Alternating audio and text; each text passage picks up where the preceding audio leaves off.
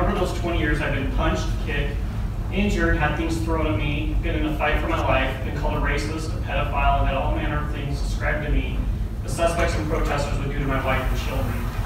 I've been able to let these things go because I know that none of these people actually know me or the kind of person I am. They focus strictly on the fact that I'm a police officer and what to them that represents, and they feel entitled to treat me and my coworkers like we're subhuman because of it. After all, we're getting paid to take their abuse, knowing full well we won't respond in kind.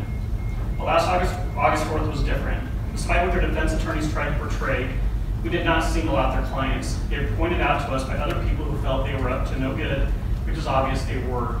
No one brings 5-gallon buckets of horse lube and glitter to protest to be silly. They intended to use it to exasperate the situation if need be.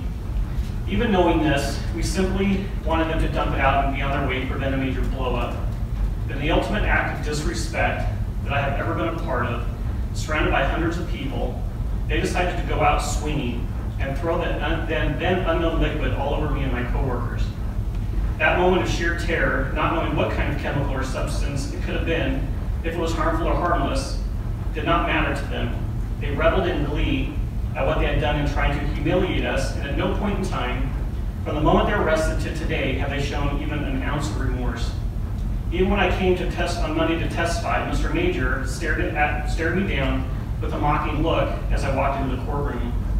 And what happened to us is a microcosm of how police are treated in this city and across the country right now.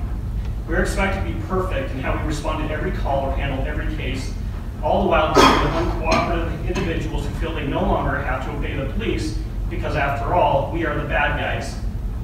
Those bad guys I was working with that day, we were all assigned to the Family Services Division. Some of them were cases that those who target the elderly. Some were domestic violence cases and bringing those, mainly men, to justice who beat their wives and girlfriends. And I am a child abuse detective, where I spend my days listening to children describe how they were sexually molested, raped, or physically abused, and then try to hold those accountable who did it to them. I know we are horrible people in the eyes of these defendants. To top it all off, I had to come listen to the closing arguments on Wednesday to hear that their defense is that we were all liars, that it did not happen the way we said it happened at all, and we were the ones who actually made the problem what it was. The defense attorneys called into question my and my co-workers' character and integrity, insinuating that we colluded to write our reports and give our statements in order to get these poor unfortunate souls convicted to prevent them from being able to sue us in the future. Mr. Majure's attorney even went as far as to say, we don't really know what happened that day. Yes, we do, because we all told you exactly what happened.